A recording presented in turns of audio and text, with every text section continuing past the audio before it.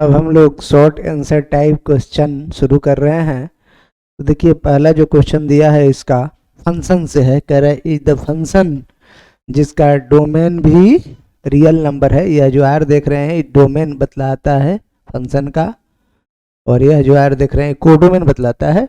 और पूछ रहा है जी बताइए कि इनटू फंक्शन है क्या फलन इतना इतना।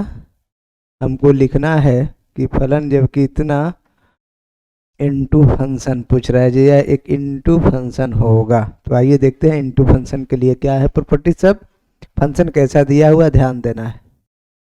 हमको दो फंक्शन दिया हुआ है ऐसे ए और बी में फंक्शन है।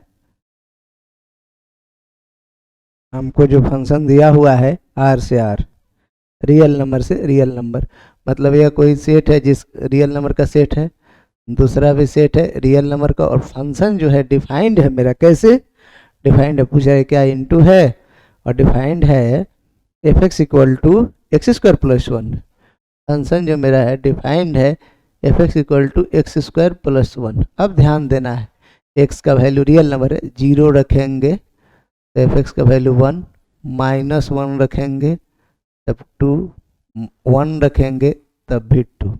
ध्यान देना है यहाँ पर, हमको ध्यान देना है कि x का वैल्यू वन रखेंगे तब भी टू आएगा, माइनस वन रखेंगे तब भी टू आएगा, है ना। ये क्वेश्चन नंबर जो कह रहा था वन मेरा इनटू फंक्शन चेक करने के लिए पूछ रहा है जी क्या यह फंक्शन जो दिया हुआ है यह इनटू फंक्शन है या नहीं, इसी को हमको बताना है। यह जो फंक्शन दिया हुआ है यह इनटू फंक्शन है। इनटू के क्या मतलब होगा, जिसमें कोडोमेन जो है रेंज के बराबर नहीं हो तो उसको हम इनटू फंक्शन कहेंगे। क्लियर, कोडोमेन रेंज के बराबर नहीं हो उसको हम इनटू फंक्शन कहेंगे। तो थोड़ा सा ध्यान से इसको समझना है कि इनटू फंक्शन का मतलब होता है इनटू फंक्शन। इनटू फंक्शन क्या है जी, इनटू फंक्शन है मेरा वह फंक्शन जिसमें कोडोमेन बराबर नहीं है रेंज के, तो उसको हम इनटू फंक्शन कहते हैं। यहाँ जो हमको यहाँ डोमेन रियल नंबर और कोडोमेन भी रियल नंबर दिया हुआ है, और फंक्शन मेरा डिफाइंड है f x equal to x square plus one से एक्स का वैल्यू जीरो तो वाई का वैल्यू वन, एक्स का वैल्यू माइनस वन तो वाई का वैल्यू टू, एक्स का वैल्यू वन तो वाई का वैल्यू भी टू ही होगा। तो देख रहे हैं यहाँ कि कोडोमेन क्या है, कोडोमेन जो है मेरा रियल नंबर है। रेंज क्या आएगा, इसका जो भी रेंज होगा वह मेरा पॉजिटिव इंटीजर है। क्या है, पॉजिटिव इंटीजर आएगा, नेगेटिव इंटीजर नहीं आएगा। रेंज मेरा आ रहा है क्या चीज़, पॉजिटिव इंटीजर। तो यहाँ से क्या हो गया, कोडोमेन बराबर नहीं है रेंज के, हेंस जो मेरा इसलिए फंक्शन जो दिया हुआ है hence F is into function. यह मेरा फंक्शन कैसा फंक्शन है, इनटू फंक्शन है। क्यों, क्योंकि कोडोमेन बराबर नहीं है रेंज के। अब क्वेश्चन नंबर 2 हम देख रहे हैं। क्वेश्चन नंबर 2 क्या कर रहा है, प्रूव कर रहा है एसोसिएटिव नहीं होना चाहिए। ये बाइनरी ऑपरेशन यहाँ देखिए ध्यान से, यहाँ होना चाहिए ऐसा, यहाँ जो 2 में गलत लिखा होगा ए बाइनरी ऑपरेशन बी ऐसा होना चाहिए, या ऐसा होना चाहिए, छूट गया होगा ए बाइनरी ऑपरेशन बी, इस तरह से होना चाहिए कुछ भी।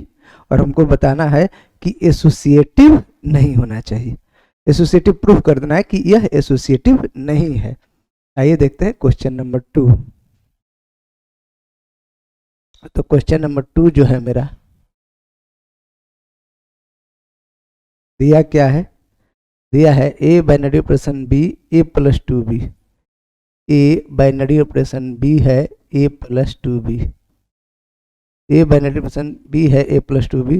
तो एसोसिएटिव के लिए क्या होता है कि ए बाइनरी ऑपरेशन बी और बाइनरी ऑपरेशन सी बराबर हो जाए A binary operation B binary operation C. अगर यह दोनों बराबर हो जाए तो इस बाइनरी ऑपरेशन को हम क्या कहेंगे, एसोसिएटिव कहेंगे। हमको प्रूफ कर देना है कि एसोसिएटिव नहीं है। तो सबसे पहले हम निकालते हैं कि क्या है।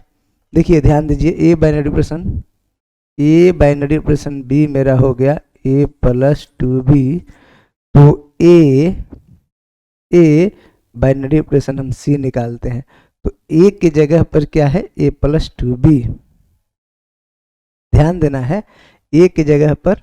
अब हम इसकी क्या हो गया मेरा ए है, तो ए क्या है ए प्लस 2b और प्लस 2, अब बी की जगह पर सी, यानी यह कितना निकल गया ए प्लस 2b प्लस 2c, इसको इक्वेशन 1 कहेंगे। अब क्या निकालेंगे बी बाइनरी ऑपरेशन सी, तो बी बाइनरी ऑपरेशन सी का मतलब हुआ b प्लस 2c। अब हमको निकालना है A binary operation B binary operation C, इसका मतलब क्या हो गया ए अब प्लस बी की जगह पे यह है तो 2, अब बी प्लस 2c, यानी हमको मिल गया a plus 2b plus 4c, इसको कहते हैं 2।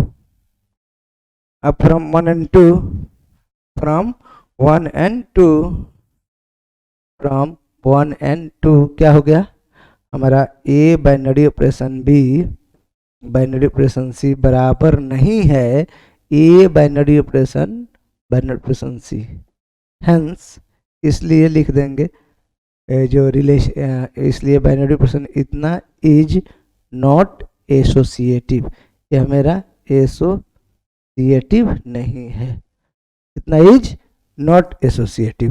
तो इस तरह से हमारा क्वेश्चन नंबर 2 हम लोग समाप्त किए।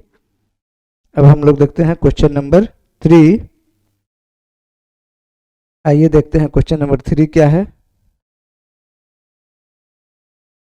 क्वेश्चन नंबर 3 को हम देखते हैं। क्वेश्चन नंबर जो मेरा 3 है वह इनवर्स फंक्शन से है। क्वेश्चन नंबर 3 मेरा इनवर्स फंक्शन से, इसका वैल्यू निकालने के लिए पूछ रहा है।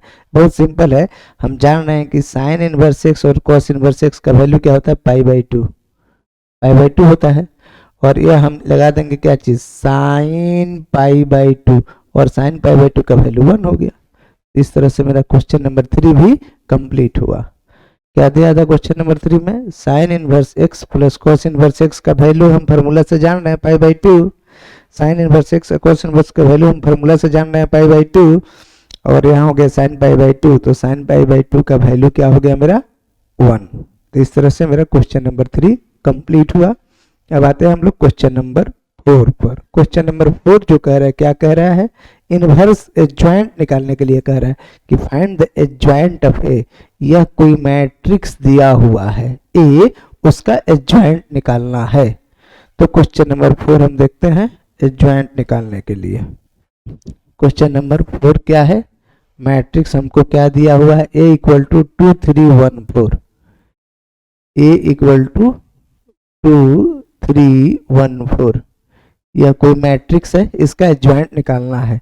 क्या है 2 3 1 4, यह कोई मैट्रिक्स है, इसका एडजॉइंट निकालना है। आइए देखते हैं क्वेश्चन नंबर 4। तो एडजॉइंट निकालना है तो हम क्या करेंगे, सबसे पहले प्रत्येक एलिमेंट का कोफैक्टर निकालेंगे, कोफैक्टर ऑफ 1 2, तो 2 का कोफैक्टर निकालेंगे हम। तो 2 के एडजॉइंट कैसे निकालते हैं, प्रत्येक एलिमेंट का कोफैक्टर निकालेंगे, उससे एक मैट्रिक्स बनाएंगे, उसका ट्रांसपोज करेंगे, वही मेरा एडजॉइंट ऑफ ए होगा। तो हम क्या करेंगे, कोफैक्टर 2 का, तो 2 के सामने के रो कलम बंद कर देंगे 4 होगा। उसी तरह कोफैक्टर 3 का, तो 3 का साइन माइनस, 3 के सामने के रो कलम बंद कर देंगे तो 1 होगा। उसी तरह कोफैक्टर 1 का, तो 1 का साइन माइनस, क्योंकि साइन प्लस माइनस लेते हैं, प्लस माइनस माइनस प्लस जो डिटर्मिनेंट का साइन होता है 1 का, तो 1 के सामने के रो कलम बंद कर देंगे 3 होगा। उसके बाद कोफैक्टर 4 का, तो 4 के सामने के रो कलम बंद करेंगे तो 2 होगा। तो कोफैक्टर से एक मैट्रिक्स बनाएंगे हम सी, कोफैक्टर से बना इसलिए सी से लेके कुछ भी आप लिख सकते थे। क्या हुआ 4 हुआ, -1 हुआ, -3 हुआ, 2 हुआ। कोफैक्टर से एक मैट्रिक्स हो गया 4 -1 -3। अब हम इसका इसलिए इसका डैश लेंगे, ट्रांसपोज, जो ट्रांसपोज आ गया वो मेरा 4 -1 -3। ट्रांसपोज क्या है, रो को कॉलम बना दिए। ट्रांसपोज क्या है, रो जो है उसको कॉलम बना दिए। यह रो है, इसको कॉलम बना दिए, यह रो है, इसको कॉलम बना दिए, तो ट्रांसपोज हो गया। इसी को हम क्या कहते हैं, एडजॉइंट ऑफ ए। तो क्वेश्चन नंबर 4 जो हुआ मेरा कंप्लीट हुआ, एडजॉइंट ऑफ ए निकल गया।